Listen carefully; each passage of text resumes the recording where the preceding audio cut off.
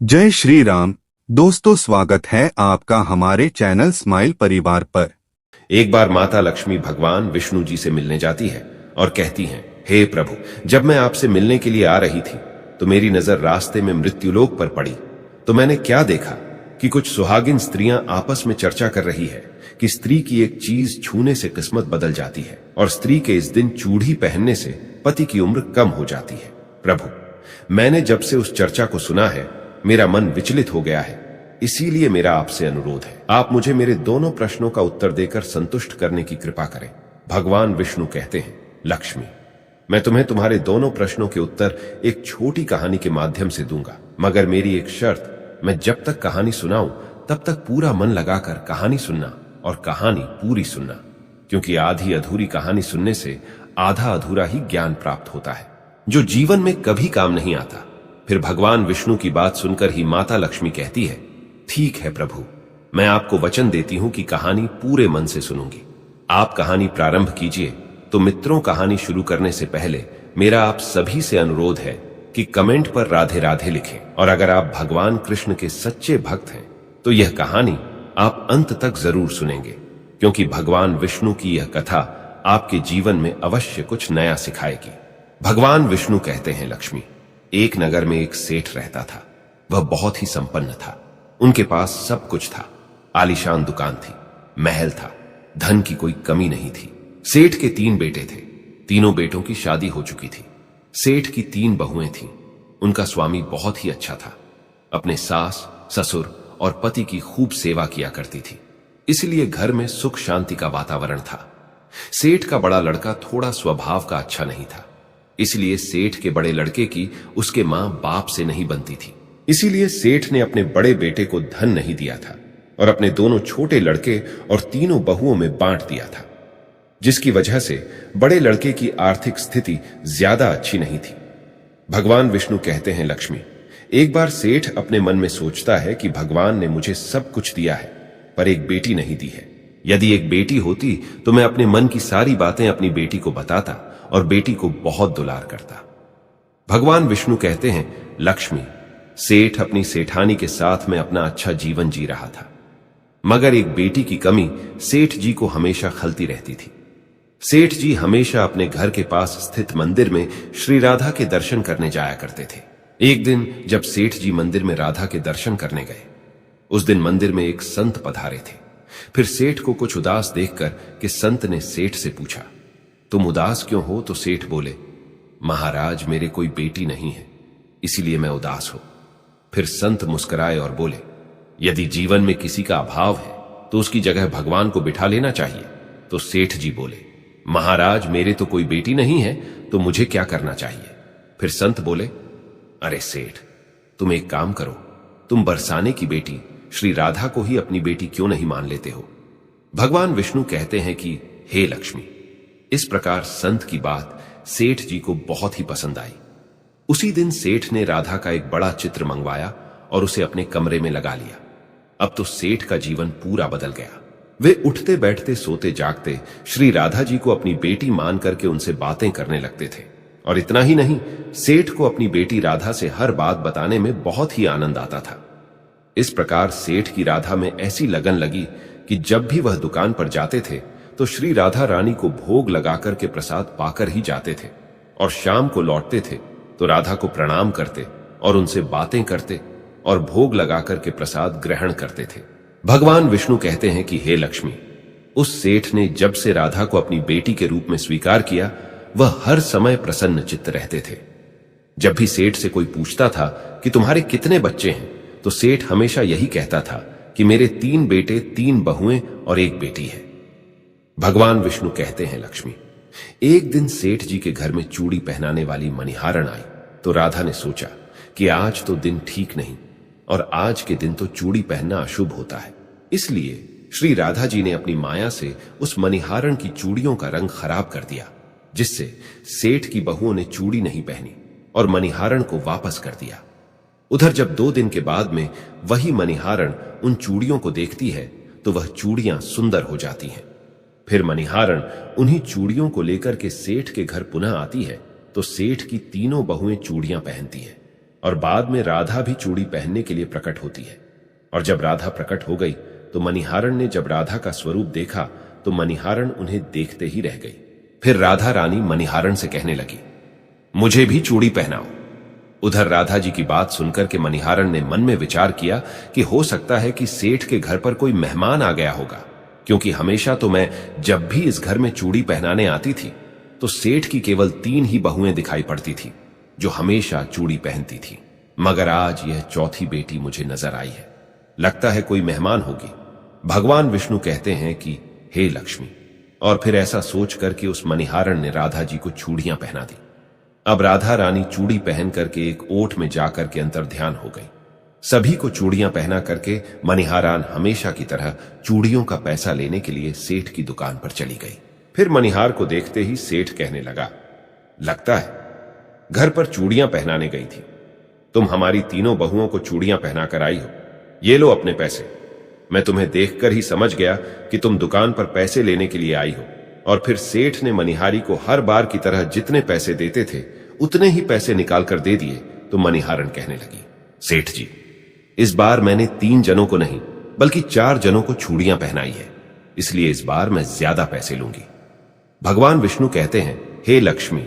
मणिहारण की बात को सुनकर के सेठ कहने लगे, हमारे घर में 3 बहुओं के अलावा चौथी तो कोई है नहीं, फिर तुमने चूड़ी किसे पहनाई? तो मणिहारण कहने लगी, सेठ मैं नहीं जानती, लेकिन मैं तो सिर्फ इतना जानती हूं कि मैंने तो 4 को चूड़ी पहनाई है। फिर इस प्रकार मणिहारण की बात को सुनकर के सेठ कहने लगा, ठीक है, पहले तुम 3 लोगों के पैसे ले जाओ, बाकी के पैसे मैं पहले घर पर जाकर पता करूंगा। चौथा कौन है जिसे तुमने चूड़ी पहनाई है, पहले मैं घर पर जाकर पता करूंगा, उसके बाद तुम्हें पैसे दूंगा। मणिहारण बोली, ठीक है सेठ जी, पहले आप घर पर पता कीजिए, उसके बाद मुझे मेरे पैसे दे देना। और ऐसा कह करके वो मणिहारण सेठ की दुकान से चली गई। भगवान विष्णु कहते हैं कि हे लक्ष्मी, शाम को सेठ जी जब घर पर पहुंचे उन्होंने घर में मणिहारण के बारे में पूछा। उनकी बहुओं ने कहा कि केवल हम तीनों ने ही चूड़ियां पहनी थी।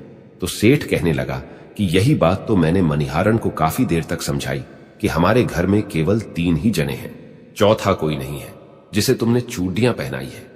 मगर वो मणिहारण यह बात मानने के लिए तैयार नहीं थी और बार बार उसका यही कहना था कि मैंने 4 जनों को चूड़ियां पहनाई है। भगवान विष्णु कहते हैं, हे लक्ष्मी। इस प्रकार सेठ सारी बात भूल गया और अपने नित्य काम में लग गया। सेठ राधा राधा बोलते बोलते श्री राधा जी को प्रसाद का भोग लगा करके और भोजन करके सो गया। उधर जब सेठ को नींद आ गई तो उसके स्वप्न में श्री राधा जी प्रकट हुई। उनकी आंखों में आंसू थे। सेठ ने पूछा, बेटी उदास क्यों हो? तो श्री राधा बोली, पिताजी, आज मेरा मन बहुत दुखी है।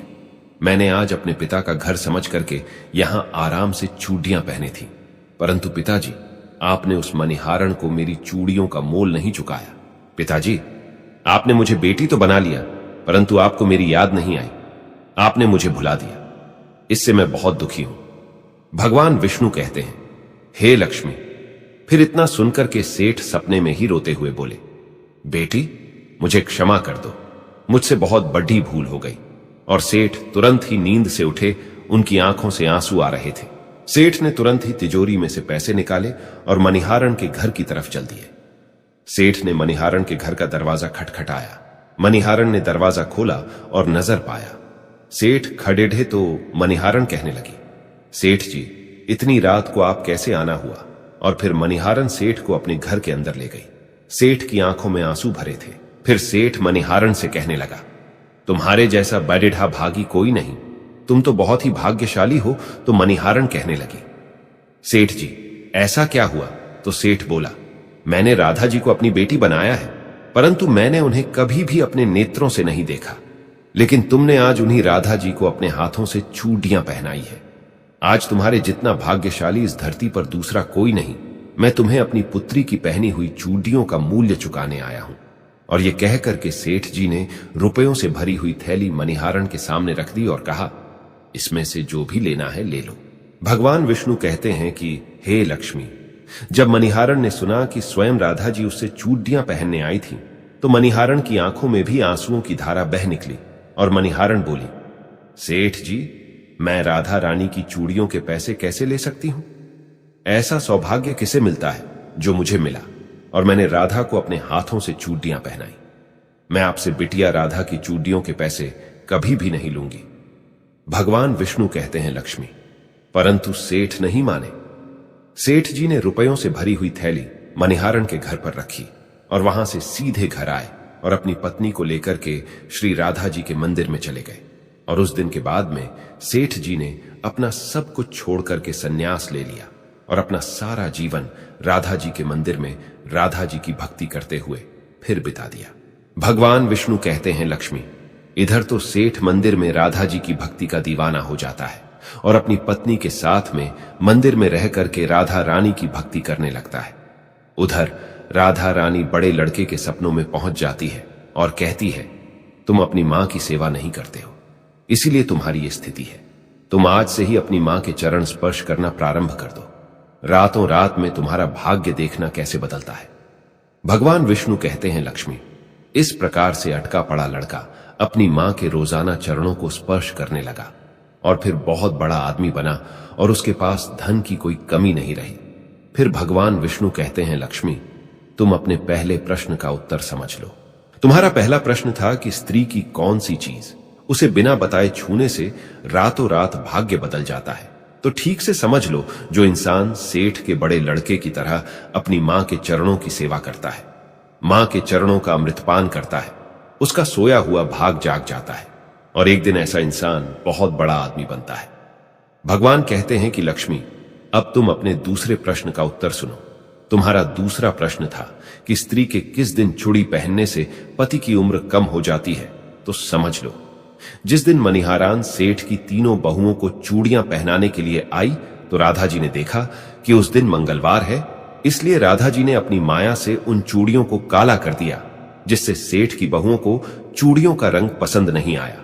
और फिर मणिहार अगले 2 दिन के बाद यानी शुक्रवार को आती है तो चूड़ियों का रंग सुंदर हो जाता है और सेठ की तीनों बहुएं और राधा चारों चूड़ी पहनते हैं। इस तरह हमेशा के लिए सचेत रहने के लिए राधा रानी सेठ के बड़े बेटे की तरह सेठ की तीनों बहुओं के सपनों में आती है और चूड़ी का महत्व बताते हुए कहती है कि हर सुहागिन स्त्री को चूड़ी पहनने से पहले कुछ बातों का विशेष ध्यान रखना चाहिए।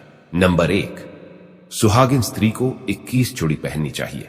नंबर 2, नई चूड़ी हमेशा सुबह या शाम को पहननी चाहिए।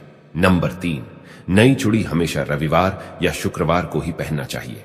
इस दिन पहनने से पति की उम्र बढ़ती है। नंबर 4, चूड़ी मंगलवार और शनिवार को ना तो खरीदनी चाहिए और ना ही पहननी चाहिए, इससे पति की उम्र कम होती है।